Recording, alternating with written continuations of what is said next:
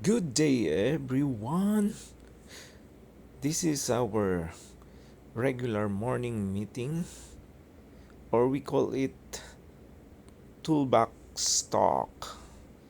Here we discusses each morning the production updates and the tasks that each one has to do, and more importantly, we are discussing here safety topics to increase the awareness of each employee so that we will be able to work safely each day.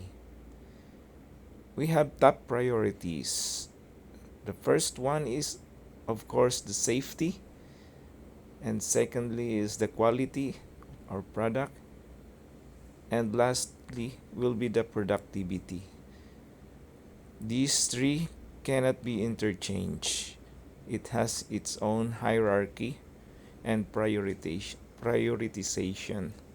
So, guys, just want to share with you our daily routine before we start our job every day. Thank you so much. If you reach this point of this video, thank you very much for watching.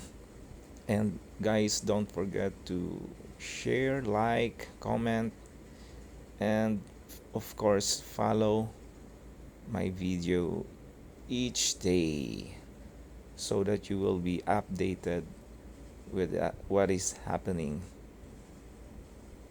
Okay?